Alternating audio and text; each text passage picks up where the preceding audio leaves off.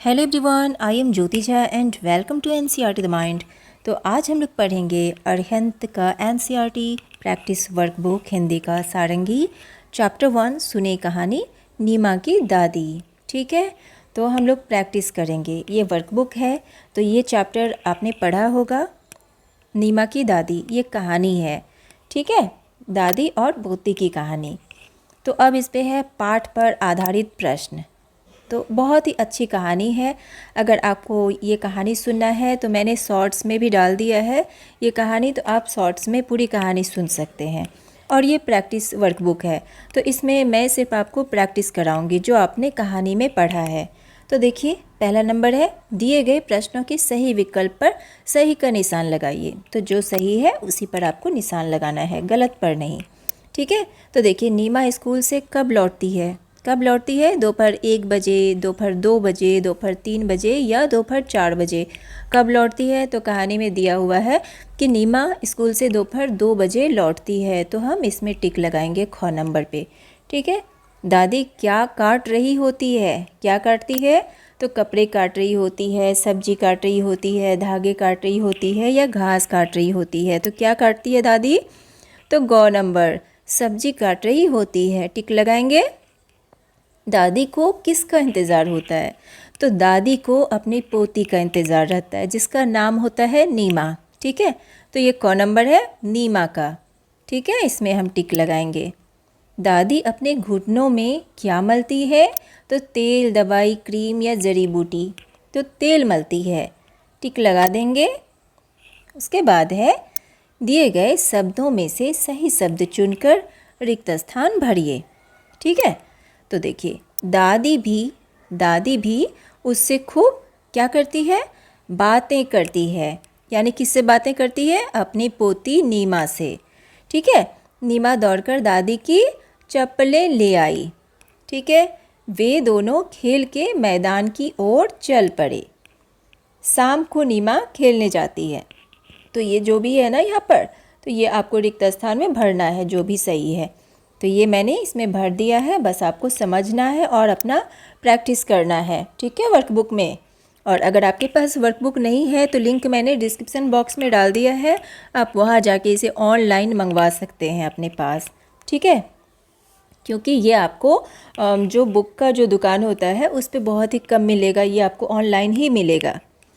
ठीक है, उसके बाद है, दिए गए प्रश्नों के उत्तर लिखिए। नीमा खेलने जाने लगी तो दादी ने क्या कहा? ठीक है, अब नीमा खेलने जाने लगी तो दादी ने क्या कहा उसे?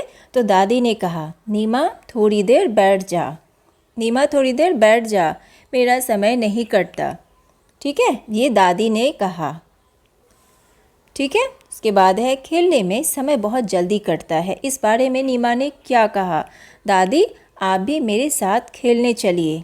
ठीक है, क्योंकि खेलने में समय बहुत जल्दी कट जाता है, इसलिए वो अपनी दादी को भी अपने साथ ले जाना चाहती थी। तो आप खेलने कब और कहाँ जाते हैं, तो ये आपको अपने अकॉर्डिंग लिखना है। ठीक है, तो अब देखिए, बहुत सारे बच्चों का स्कूल लेट से, यानी कि 9 बजे या 10 बजे से अगर होता है तो वो सुबह में भी खेल सकता है। अगर आपका स्कूल मॉर्निंग, अगर आप सुबह 7 बजे जाते हैं तो आप अगर 1 बजे 2 बजे आते हैं तो यानी कि आप शाम में खेलेंगे। ठीक है, जब धूप नहीं रहेगा उस समय खेलेंगे। तो शाम में खेलेंगे तो कहाँ खेलेंगे? अगर आपके आसपास पार्क है तो पार्क में जाके खेल सकते हैं, मैदान में खेल सकते हैं, या अगर आपके घर में आंगन है तो आंगन में आप खेल सकते हैं। ठीक है, तो ये आप अपने अकॉर्डिंग लिखेंगे, आप शाम में खेलते हैं या सुबह खेलते हैं। ठीक है, और कहाँ खेलते हैं, तो ये आप अपने अकॉर्डिंग लिखेंगे। उसके बाद है, वाक्यों को सही क्रम में लिखिए। अब सही क्रम में लिखना है। अब ये देखिए, थोड़ा सा क्रम जो है ना इसमें उल्टा कर दिया गया है, यानी कि इधर उधर कर दिया गया है। अब इसे आपको सही क्रम में लिखना है। तो देखिए क्या लिखा है कि सिर्फ दादी इस समय पर घर होती है, तो इसका कोई मीनिंग नहीं बनता। ठीक है, तो इसे हम लिखेंगे, इस समय घर पर सिर्फ दादी होती है। ठीक है, उसके बाद है दूसरा प्रश्न। ठीक है, तो इसमें देखिए क्या कहा जा रहा है, दादी आती जाती कहीं नहीं है, तो इसका कोई मीनिंग नहीं बन रहा है। अब इसका हम क्या लिखेंगे कि दादी कहीं नहीं आती जाती है। ठीक है, सही करके इसे इस तरह से लिखना है। उसके बाद है वे बैठे बैठे कभी सब्जी काट रही होती है, तो वे कभी बैठे बैठे सब्जी काट रही होती है। ठीक है, उसके बाद है नीमा जाने लगी खेलने के लिए, तो नीमा खेलने के लिए जाने लगी। उसके बाद है कि आपकी दादी कैसी है, सही कथन पर सही तथा गलत कथन पर गलत का निशान लगाइए। तो आप इसे अपने अकॉर्डिंग लिखेंगे। ठीक है, कि आपकी दादी कैसी है। तो क्या आपकी दादी आपको कहानी सुनाती है? अगर सुनाती है तो सही का निशान लगाएंगे, अगर नहीं सुनाती है तो गलत का। क्या आपकी दादी सब्जी काटती है? अगर काटती है तो सही। ठीक है। क्या आपकी दादी के घुटनों में दर्द होता है? अगर होता है तो सही, नहीं होता है तो गलत। तो ये मैंने अपने अकॉर्डिंग लिखा है। क्या आपकी दादी चश्मा पहनती है? तो सही, अगर नहीं पहनती है तो गलत। आपकी दादी आपके साथ खेलती है? अगर खेलती है तो सही, नहीं खेलती है तो गलत का निशान लगाएंगे। क्या आपकी दादी आपके साथ घूमने जाती है? अगर जाती है तो सही का निशान, अगर नहीं जाती है तो गलत का निशान।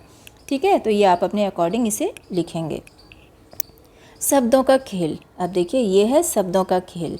तो नीचे दिए गए शब्दों में चंद्र बिंदु का प्रयोग करके शब्द को दोबारा लिखिए। तो यहाँ पर इस शब्द में चंद्र बिंदु नहीं है। अगर हम इसे लिखेंगे दोबारा, ये है पा जौ। अब हम इसमें अगर चंद्र बिंदु लगाएंगे तो ये क्या बनेगा? 5। ठीक है, अब यहाँ पर लिखा हुआ है, इसे हम चंद्र बिंदु लगा के सांच बनाएंगे। यहाँ है आच, यानी कि चंद्र बिंदु लगाने के साथ ही हमारा जो है ना लय बदल जाता है, यानी कि उच्चारण बदल जाता है। यहाँ है आच और यहाँ पर अगर हम चंद्र बिंदु लगा देते हैं तो ये बन जाता है आँच। अब यहाँ पे है साज, अगर हम इसे में चंद्र बिंदु लगाते हैं तो ये बन जाता है सांझ। ठीक है, तो इसी तरह आपको इसमें चंद्र बिंदु लगा के बनाना है, और भी आप प्रैक्टिस कर सकते हैं। ठीक है, उसके बाद यहाँ नीचे कुछ वर्ण और कुछ मात्राएं दी गई हैं, इन्हें जोड़कर अपने शब्द बनाइए और लिखिए। अब ये सारा यहाँ पर दिया हुआ है, ल, ज, ब, प, यहाँ आकार की मात्रा है, ईकार की मात्रा है, दीर्घई कार की है। तो ये सारा चीज़ यहाँ पर दिया हुआ है। अब ये करना है कि आप इससे कितने शब्द बना सकते हैं। ठीक है, तो अब देखिए जैसे कि इससे क्या क्या बनता है। आप इमली बना सकते हैं। यहाँ पर है ई, मौ है, ठीक है, और लौ है और दीर्घई कार है, यानी कि इमली। या जौ है, बौ आकार की मात्रा है, फिर बौ जवाब, घ और रौ यानी कि घर, घ नौ में दीर्घी कर दे देंगे घनी। तो देखिए ये सब शब्द बना। सिलाई, सौ हर्षिकार, ठीक है, सौ है, ई की मात्रा है, हर्षिकार की, ल आकार, दीर्घई सिलाई, इख चरखा, आलस, ये सारा इससे बन सकता है। और भी आप बहुत सारे इसमें ढूंढ कर बना सकते हैं। ठीक है, उसके बाद है कहानी में इंतज़ार शब्द आया है। ठीक है, क्योंकि दादी नीमा का इंतज़ार करती है, तो अक्षर के ऊपर लगने वाली बिंदी को अनुस्वार कहते हैं। इंतज़ार में जैसे ही ई के ऊपर बिंदी लगाई, इंतज़ार हो गया। ऐसे ही कुछ अन्य शब्दों को लिखिए।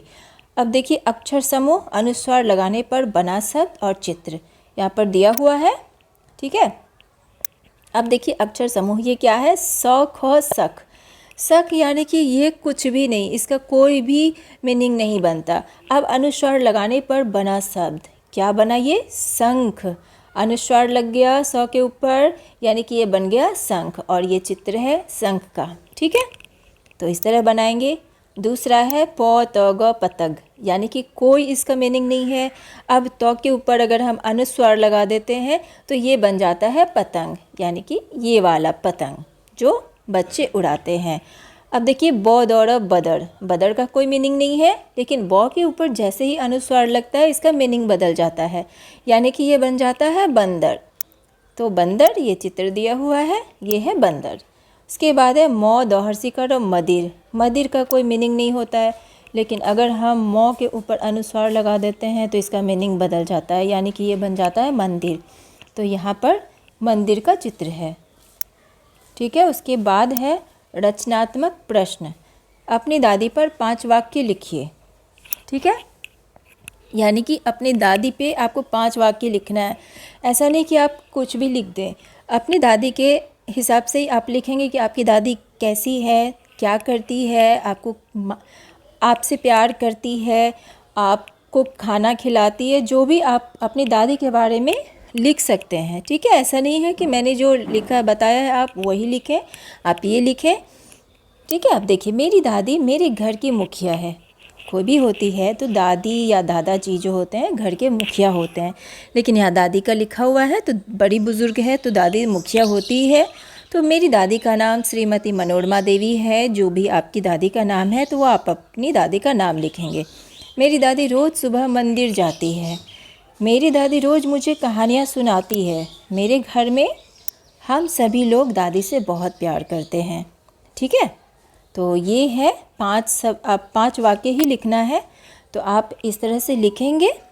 तो कैसा लगा आपको मेरा पढ़ाना, मुझे ज़रूर बताइए। ये चैप्टर आपका कंप्लीट हो चुका है। ये प्रैक्टिस वर्कबुक है, आप इसका चैप्टर पढ़ेंगे जो ये चैप्टर है। ठीक है, फर्स्ट चैप्टर है नीमा की दादी। ये आप अच्छे से पढ़िए, उसके बाद ही आप प्रैक्टिस कीजिए। जितना आप रिवीजन करेंगे उतना ही आपका अच्छा होगा, यानी कि आप अच्छा एग्ज़ाम में आप पास होंगे।